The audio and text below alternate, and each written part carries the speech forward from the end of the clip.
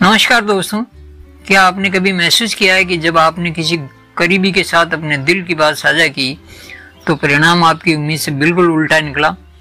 किसी की आलोचनात्मक नज़र, खोखली सलाह या इससे भी बुरा आपकी बातों का मजाक उड़ा दिया गया हो। आज का विषय इसी बात पर केंद्रित है, आपके जीवन के कुछ ऐसे पवित्र पहलू जिन्हें साझा करना सही नहीं है। ये वीडियो आपके ये समझाने में मदद करेगा कौन से पहलू है जिन्हें निजी रखना चाहिए, इन्हें उजागर करने से क्या समस्याएं हो सकती है, चुप्पी और आत्ममंथन का महत्व। बौद्ध धर्म सिखाता है कि चुप्पी में शक्ति होती है। यह शक्ति न केवल आत्ममंथन को बढ़ावा देती है बल्कि हमारे मानसिक स्वास्थ्य को भी संतुलित करती है। अगर आप अपनी निजी जिंदगी में शांति और संतुलन चाहते हैं तो इस वीडियो को अंत तक जरूर देखें। वे 5 रहस्य जिन्हें कभी साझा नहीं करना चाहिए। हमारे जीवन में कुछ ऐसी बातें होती है जो बेहद व्यक्तिगत होती है। इन्हें साझा करना हमारी मानसिक शांति, रिश्तों और जीवन के अन्य पहलुओं पर गहरा प्रभाव डाल सकता है। ये रहस्य आपके जीवन के महत्वपूर्ण हिस्से हैं जिन्हें निजी रखना आपके हित में होता है। आइए उन 5 रहस्यों को विस्तार से समझते हैं जिन्हें कभी किसी के साथ साझा नहीं करना चाहिए। पहला है आपकी व्यक्तिगत योजनाएं और सपने। आपके जीवन के सपने और योजनाएं आपकी ऊर्जा और प्रेरणा का सबसे बड़ा स्रोत होती है।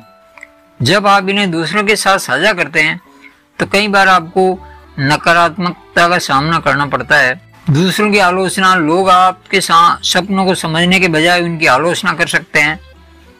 आपके सपनों को जानबूझकर लोग ईर्ष्या से भर सकते हैं जो आपकी मानसिक शांति को प्रभावित कर सकता है। अगर आपके सपनों पर सवाल उठाए जाए तो इससे आपके आत्मविश्वास में कमी आ सकती है। जैसे कल्पना करें कि आपने एक नया व्यवसाय शुरू करने का सपना देखा है। आपने यह सपना अपने किसी दोस्त के साथ साझा किया।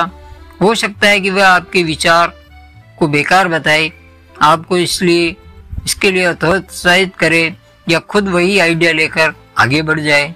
अपने सपनों और योजनाओं को अपने तक ही सीमित रखें। अपनी ऊर्जा को इन सपनों को पूरा करने में लगाएं, न कि इन्हें सबके सामने प्रस्तुत करने में। दूसरा है आपकी वित्तीय स्थिति। आपकी वित्तीय स्थिति क्यों किसी के साथ साझा नहीं करना चाहिए?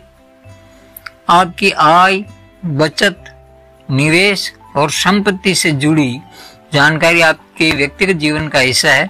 इसे दूसरों के साथ साझा करने से कई प्रकार की समस्याएं उत्पन्न हो सकती है। ईर्ष्या और तुलना, लोग आपकी वित्तीय स्थिति ईर्ष्या कर सकते हैं। दूसरा है धोखाधड़ी का खतरा। आपकी वित्तीय जानकारी का गलत इस्तेमाल किया जा सकता है। रिश्तों में दरार आ सकती है। पैसा रिश्तों को खराब कर सकता है, खासकर अगर आप कर्ज देने या उधार मांगने की स्थिति में हो। मान लीजिए आप एक अच्छी आय कमाते हैं और आपने अपनी संपत्ति के बारे में किसी रिश्तेदार को बताया। हो सकता है कि वे आपसे उधार मांगने लगे और इनकार करने पर रिश्ते खराब हो जाए। अपनी वित्तीय स्थिति को निजी रखें। केवल आवश्यक मामलों में ही इस जानकारी को साझा करें, जैसे बैंक या विश्वसनीय वित्तीय सलाहकार के साथ। तीसरा है आपके व्यक्तिगत संघर्ष और असुरक्षाएं। इन्हें भी किसी के साथ साझा नहीं करें। हर व्यक्ति के जीवन में ऐसे संघर्ष और असुरक्षाएं होती है जिन्हें दूसरों के साथ साझा करना सही नहीं होता है। लोग आपकी कमजोरियों का मजाक बना सकते हैं या इन्हें गपशप का हिस्सा बना सकते हैं, जिससे आपकी अंतरात्मा को चोट लग सकती है। कुछ लोग सहानुभूति के बजाय गलत सलाह देकर आपकी समस्याओं को बढ़ा सकते हैं। कुछ आपकी कमजोरियां दूसरों के लिए एक साधन बन सकती है जिससे आपका लाभ उठा सके या आपके साथ विश्वासघात कर सके। आप अपने सहकर्मी को अपने कैरियर से जुड़ी चिंताओं के बारे में बताते हैं। कुछ दिनों बाद आपको पता चलता है कि उसने आपकी चिंताओं को दूसरों के साथ साझा कर दिया, जिससे आपकी छवि खराब हो गई। तो क्या करना चाहिए? अपनी समस्याओं को खुद सुलझाने का प्रयास करें। जरूरत पड़े तो किसी योग्य परामर्शदाता या करीबी पर भरोसा करें। चौथा है आपके रिश्तों की समस्याएं। इनको भी किसी के साथ साझा नहीं करनी चाहिए। हर रिश्ते में कभी कभी उतार चढ़ाव या मनमुटाव की स्थिति बनती है। रिश्तों में कभी कभी समस्याएं आना सामान्य है, लेकिन इन्हें बाहरी लोगों के साथ साझा करना गलत हो सकता है। रिश्ते की गरिमा कम हो सकती है। दूसरों को आपके रिश्ते के नकारात्मक पहलुओं के बारे में पता चल सकता है। बाहरी लोग आपकी समस्याओं को और बढ़ा सकते हैं। रिश्तों में अविश्वास, अगर आपके साथी को पता चलता है कि आपने उनके बारे में कुछ साझा किया तो ये अविश्वास का कारण भी बन सकता है। जैसे आप अपने साथी के साथ किसी छोटी सी समस्या को अपने दोस्तों के साथ साझा करते हैं, कुछ दिनों बाद वही बात आपके साथी तक पहुंचती है और समस्या और बढ़ जाती है। तो क्या करना चाहिए? अपने रिश्तों की समस्याओं को आपसी बातचीत के जरिए हल करने की कोशिश करें, दूसरों को इसमें शामिल करने से बचें। आपके आध्यात्मिक अनुभव, इनको भी कभी साझा नहीं करना चाहिए। आध्यात्मिक अनुभव आपके जीवन के सबसे गहरे और पवित्र पहलू होते हैं। इन्हें साझा करना आपकी आत्मिक यात्रा पर नकारात्मक प्रभाव डाल सकता है। व्यक्तिगत महत्व, ये अनुभव केवल आपके लिए मायने रखते हैं और दूसरों के लिए इसका कोई महत्व नहीं होता है। इन अनुभवों को साझा करने से उनकी पवित्रता कम हो सकती है और गोपनीयता का उल्लंघन होता है। लोग आपके अनुभवों को समझ नहीं पाएंगे और उनका गलत अर्थ निकाल लेंगे या गलत व्याख्या करेंगे। उदाहरण के तौर पर मान लीजिए आपको ध्यान के दौरान एक गहरा अनुभव होता है, आप इसे अपने किसी परिचित के साथ साझा करते हैं और वह इसे मजाक में उड़ा देता है। इससे आपके आत्मविश्वास पर असर पड़ सकता है। इसलिए क्या करना चाहिए?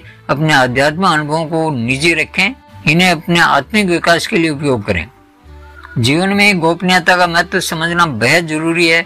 ऊपर बताए गए 5 रहस्य आपके जीवन के पवित्र पहलू है, जिन्हें निजी रखना न केवल आपके आत्मसम्मान को बढ़ावा देगा बल्कि आपके रिश्तों और मानसिक शांति को भी सुरक्षित रखेगा।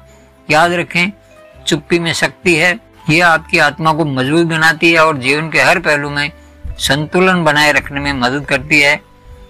अगर आप अपनी निजी बातों को संभालने के बारे में और अधिक जानना चाहते हैं तो आत्ममंथन और ध्यान को अपनी दिनचर्या में शामिल करें। यह आपकी आंतरिक शक्ति को बढ़ाएगा और आपके जीवन की हर चुनौती के लिए तैयार रहेगा। आपकी मानसिक शांति बनाए रखेगा। गोपनीयता बनाए रखने से मानसिक शांति बने रहेगी। निजी बातें साझा न करने रिश्तों में पारदर्शिता और सम्मान बढ़ता है। स्वयं पर ध्यान केंद्रित करने की शक्ति, जब आप अपने रहस्य को निजी रखते हैं तो आप अपनी ऊर्जा को सही दिशा में लगाते हैं। दृष्टिकोण, आत्मनिर्भरता, दूसरों की राय पर निर्भरता कम होती है। चुप्पी और आत्ममंथन की शक्ति, हमारे जीवन की सबसे बड़ी ताकत हमारे भीतर ही छिपी होती है। चुप्पी और आत्ममंथन, सेल्फ रिफ्लेक्शन, उसी ताकत को खोजने और समझने के साधन है। यह न केवल हमारी आंतरिक शक्ति को मजबूत करता है बल्कि हमें जीवन की जटिलताओं से निपटने के लिए तैयार भी करता है। इस भाग में हम विस्तार से जानेंगे कि चुप्पी और आत्ममंथन की शक्ति क्या है, ये क्यों महत्वपूर्ण और इसे अपने जीवन में कैसे शामिल करें। चुप्पी एक अनदेखी शक्ति है। चुप्पी केवल शब्दों का न होना नहीं है, ये उस आंतरिक स्थिति का प्रतीक है जहां हम अपने भीतर की आवाज को सुनते हैं। ये आत्म चेतना को बढ़ाने और बाहरी शोर को कम करने का साधन है। चुप्पी क्यों आवश्यक है, क्यों बहुत जरूरी है? आंतरिक शांति का स्रोत, चुप्पी हमें जीवन के शोर शराबे से दूर ले जाकर मानसिक शांति प्रदान करती है। जब हम शांत होते हैं तो हम अपने विचारों और भावनाओं को स्पष्ट रूप से देख सकते हैं। दूसरा, समझदारी से निर्णय लेना। चुप रहने का अर्थ है अपनी प्रतिक्रियाओं को नियंत्रण करना। इससे हम जल्दबाजी में गलत फैसले लेने से बचते हैं। तीसरा है संबंधों में सुधार। जब हम चुप रहना सीखते हैं तो हम दूसरों की बातों को बेहतर तरीके से सुन सकते हैं। यह गुण हमारे रिश्तों को मजबूत बनाता है। चौथा है शक्ति का संचय। बौद्ध शिक्षाओं में चुप्पी को शक्ति का स्रोत माना गया है। यह हमें जीवन के हर क्षेत्र में मानसिक और भावनात्मक मजबूती प्रदान करती है। चुप्पी का अभ्यास कैसे करें? इसके लिए आप ध्यान का सहारा लें। रोज 10-15 मिनट ध्यान करें। एकांत समय बिताएं। अपने दिन का कुछ समय अकेले बिताएं जहाँ कोई बाधा न हो। सोच समझ कर बोले, केवल वही कहें जो जरूरी हो। स्वयं को समझने की कला है आत्ममंथन। आत्ममंथन का अर्थ है अपनी सोच, भावनाओं और कार्यों पर विचार करना। यह स्वयं की गहरी समझ प्राप्त करने का एक तरीका है। आत्ममंथन क्यों जरूरी है, आइए इसको स्पष्ट कर लेते हैं। पहला है अपने भीतर झांकने का मौका। आत्ममंथन हमें अपने विचारों और कार्यों को जांचने परखने का अवसर देता है। इससे हमें अपनी कमजोरियों और ताकतों को समझने में मदद मिलती है। दूसरा है गलतियों से सीखना। आत्ममंथन हमें अपनी गलतियों को पहचानने और उनसे सीखने का मौका देता है। यह हमें फ्यूचर में बेहतर निर्णय लेने में मददगार साबित होता है। तीसरा है खुद को बेहतर बनाना। आत्ममंथन से हम अपने व्यक्तित्व को निखार सकते हैं और जीवन में सकारात्मक बदलाव ला सकते हैं। आत्ममंथन का अभ्यास कैसे करें? इसके लिए सबसे पहले रोजाना अपने दिन के अनुभव और विचारों को एक डायरी में लिखें और खुद से सवाल पूछें, क्या मैंने आज कुछ ऐसा किया है जो मुझे नहीं करना चाहिए था, या मैंने क्या सीखा? ध्यान और योग यह आपके मन को शांत करने और आत्ममंथन में मदद करता है। चुप्पी और आत्ममंथन के और क्या क्या फायदे हो सकते हैं? पहला है जैसे मानसिक स्वास्थ्य में सुधार। चुप्पी और आत्ममंथन तनाव और चिंता को कम करने में सहायक है। यह आपको वर्तमान क्षण में जीने का अभ्यास कराते हैं। दूसरा है आत्मविश्वास बढ़ाना। जब आप चुप रहकर और आत्ममंथन करके खुद को बेहतर समझते हैं तो आपका आत्मविश्वास स्वाभाविक रूप से बढ़ता है। रचनात्मकता में वृद्धि होती है। चुप रहने और आत्ममंथन से आपका दिमाग शांत रहता है, जिससे रचनात्मकता और विचारों का प्रभाव होता है। निर्णय लेने की क्षमता में वृद्धि होती है। चुप्पी और आत्ममंथन आपको सही और गलत में फर्क समझने की शक्ति देते हैं। इससे आपके निर्णय अधिक सटीक और प्रभावी होते हैं। जब आप चुप रहने की कला और आत्ममंथन का अभ्यास करते हैं तो आपको बेहतर श्रोता बनते हैं। इससे आपके रिश्ते मजबूत होते हैं और रिश्तों का संतुलन बना रहता है। चुप्पी और आत्ममंथन के दौरान आने वाली चुनौतियों में सबसे है चुप्पी के डर से सामना। बहुत से लोग चुप रहने से डरते हैं क्योंकि वे खुद से सामना करने से बचना चाहते हैं। यह डर असुरक्षा और आत्मसंदेह से आता है। तो धीरे धीरे चुप्पी का अभ्यास शुरू करें। शुरुआत में 10 से 15 मिनट समय अकेले बिताएं। आत्ममंथन के दौरान के समय हम अपनी गलतियों पर ज्यादा ध्यान देने लगते हैं, जिससे दोष भावना हो सकती है। अपनी गलतियों को स्वीकारें, लेकिन खुद को माफ करना न भूलें। गलतियों को सुधारने के लिए एक योजना बनाएं। चुप्पी और आत्ममंथन को दैनिक जीवन में शामिल करने के लिए पहला है ध्यान, मेडिटेशन। ध्यान चुप्पी का सबसे प्रभावी तरीका है। रोजाना 15 से 20 मिनट ध्यान करें। यह आपके मन को शांत और केंद्रित करेगा। दूसरा है नो फोन टाइम अपनाएं। दिन के कुछ घंटे अपने फोन और अन्य उपकरणों से दूर रहे। ये चुप्पी और आत्ममंथन के लिए समय देगा। तीसरा है प्रकृति के साथ समय बिताएं। प्रकृति से जुड़ना चुप्पी का अभ्यास करने वाले का सबसे अच्छा तरीका है। एकांत में टहले या किसी पेड़ के नीचे बैठकर सोचें। चौथा है रचनात्मक कार्य। पेंटिंग, लेखन या संगीत जैसे रचनात्मक कार्य आपको आत्ममंथन का अवसर देते हैं। पांचवा, हर दिन खुद से सवाल करें। रात में सोने से पहले खुद से पूछें, क्या मैंने आज कुछ नया सीखा है? मैं कल बेहतर कैसे बन सकता हूँ? छठा है बौद्ध धर्म और चुप्पी की शक्ति। बौद्ध धर्म में चुप्पी और आत्ममंथन को बहुत महत्व दिया गया है। महात्मा बुद्ध ने कहा कि चुप रहना बेहतर है अगर आपके शब्द दूसरों के लिए मददगार नहीं है। ध्यान बौद्ध धर्म का एक मुख्य आधार है। यह आत्ममंथन और चुप्पी को गहराई से जोड़ता है। ध्यान आपको अपने भीतर की यात्रा पर ले जाता है, जहां आप अपने विचारों और भावनाओं को बिना किसी बाधा के देख सकते हैं। बौद्ध धर्म सिखाता है कि आत्ममंथन हमें न केवल अपनी कमजोरियों को समझने में मदद करता है, बल्कि हमारी आंतरिक शक्ति को भी प्रकट करता है।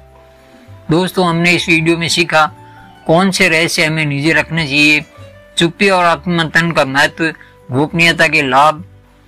ये जीवन आपका है और इसे कैसे जीना है यह आपका निर्णय होना चाहिए। निजी रहस्यों को सुरक्षित रखकर आप अपनी आंतरिक शक्ति को बढ़ा सकते हैं। याद रखें, सच्ची शांति हमेशा आपके भीतर है, बस इसे पहचाने और पोषित करने की जरूरत है। अगर आपको ये वीडियो पसंद आया हो तो इसे लाइक करें, शेयर करें और हमारे चैनल को सब्सक्राइब करना न भूलें। बहुत बहुत धन्यवाद दोस्तों।